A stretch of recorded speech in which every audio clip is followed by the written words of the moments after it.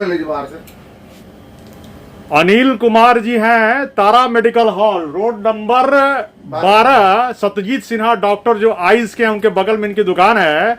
उनसे मैं इस वक्त बात कर रहा हूं।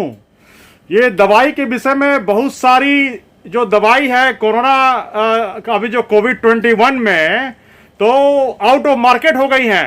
ये पूरे देश का यही हाल है, तो पटना का भी यही हाल है। ये बता रहे हैं क्या इसके पीछे क्या मतलब रीजन है और क्यों हो रहा है। देखिए, जो भी मेडिसिन है कोविड पेशेंट को चल रहा है या कोविड पेशेंट के प्रिस्क्रिप्शन पर लिख दिया जा रहा है, वो मेडिसिन 1 से 2 दिन के अंदर पूरे मार्केट से आउट ऑफ स्टॉक हो जा रहा है। ऐसा नहीं है कि वो स्टॉक अवेलेबल नहीं है, वो सभी स्टॉक अवेलेबल है। लेकिन जो भी ऊपर की मेडिसिन है, जो एजेंसियां हैं, वो सारे मेडिसिन को दबा दे रही हैं और ब्लैक मार्केटिंग के द्वारा रेट बढ़ा के जितना आप स्टॉक लेना चाहते हैं अवेलेबल है।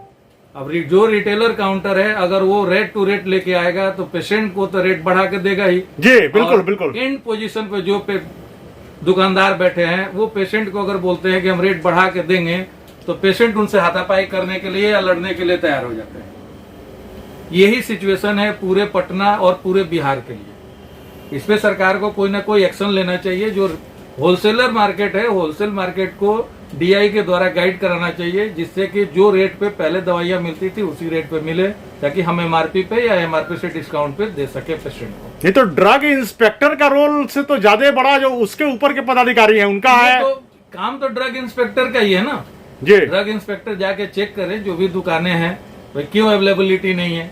लेकिन ब्लैक में तो मिल रहा है सभी दुकान। नहीं तो ड्रग इंस्पेक्टर जिनको रिपोर्ट करते हैं जो पदाधिकारी उन्होंने क्या निर्देश दिया है और उनकी भी जिम्मेवारी बनती है। हम तो ड्रग इंस्पेक्टर को ही बोल सकते हैं। और ड्रग इंस्पेक्टर को क्या निर्देश मिला है नहीं मिला है, ये मीडिया बंधु उठाए, बात करें आगे। तो अभी बेसिकली कौन कौन दवा आउट ऑफ मार्केट है जिसमें आपको दिक्कत आ रही है परचेस करने में? जैसे देखिए, जिसमें विटामिन सी की दवा नहीं मिल रही है, उसके बाद वर्टिमैक्स की दवा नहीं मिल रही है। एक मेडिसिन है जो कॉमन है, हर दुकान पे पहले मिलती थी, मेड्रोलर, फाइजर की है।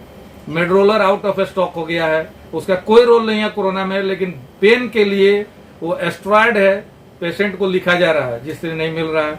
एजिथ्रोमाइसिन फीवर के लिए एंटीबायोटिक होता है, वो नॉर्मल मेडिसिन है, वो नहीं मिल रहा है। उसके बाद एक आता है मल्टीविटामिन जिंकोविट, वो तो समझिए कि ऐसे गायब हो गया जिसको कोई नहीं पूछता था, और आज जिंकोविट भी नहीं मिल रहा है। नहीं तो ऐसा भी तो हो सकता है कि दवाइयां की खपत इतनी ज्यादा हो गई हैं तमाम। हमको तो जैसा कि मैं भी घुमा हूं बहुत सारे बाजार में, मेडिकल स्टोर्स में, तो भीड़ लगी हुई है हर एक दुकान पर। और बढ़ के कैसे मिल रहा है? अच्छा, आप यही सोचिए कि एमआरपी 110 रुपया है तो 115 में, 120 में कैसे अवेलेबल हो जा रहा है? मेरा तो यही प्रशासन से क्वेश्चन है, सवाल है कि अगर हम रेट बढ़ा के दे रहे हैं तो मेडिसिन कैसे अवेलेबल हो जा रहा है? अगर मार्केट में नहीं है तो किसी रेट में नहीं है जी। अगर है, मिल रहा है 110 में मिल रहा है तो पहले वाले रेट पर भी मिलना चाहिए। नहीं तो दवाइयां की कमी नहीं है ऐसा।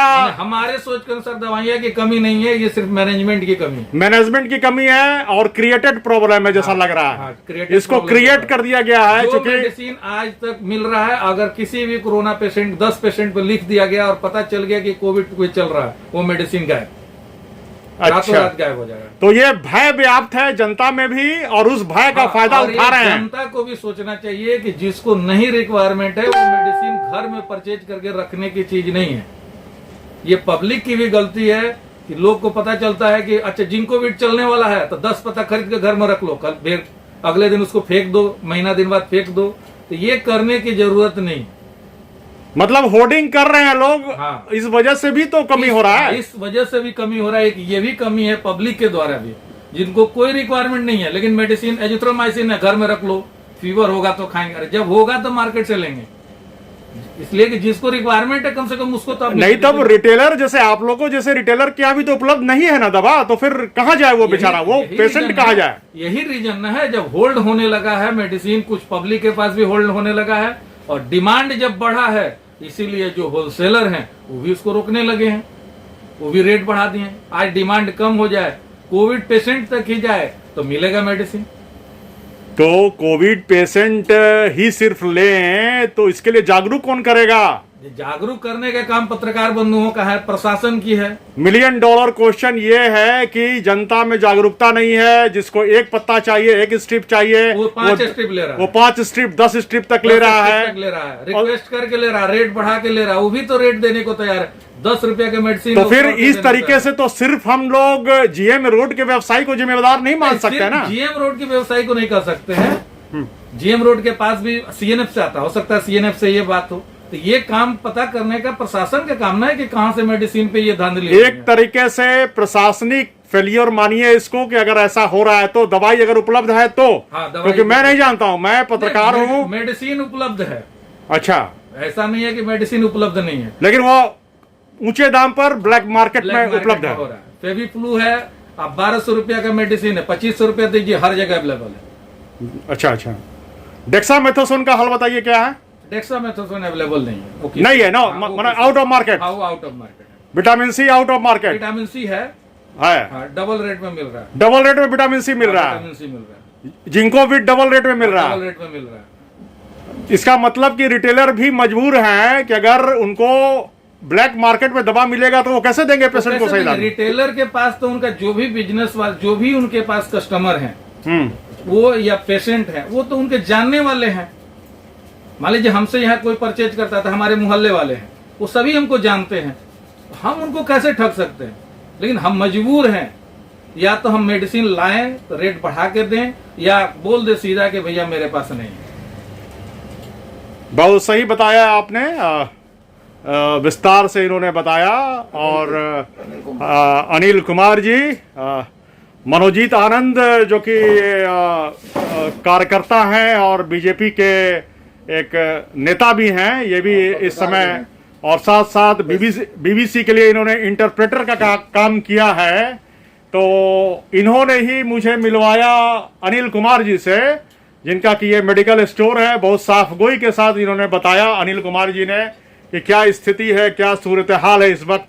और प्रशासन और स्वास्थ्य विभाग और जो भी पदाधिकारी हैं, ड्रग इंस्पेक्टर से लेकर के जो उनके ऊपर के वरीय पदाधिकारी, उनको इस समय लगाम कसनी चाहिए गोविंद मित्रा होलसेल के दुकानों पर। और उसके ऊपर अगर सीएनएफ पे हो रहा है, ये मैं नहीं जानता हूँ, ये रिसर्च का विषय है। इस समय बस सिर्फ इतना ही बोल सकता हूँ कि स्थिति बहुत ही इस समय नाजुक है, लोग मर रहे हैं।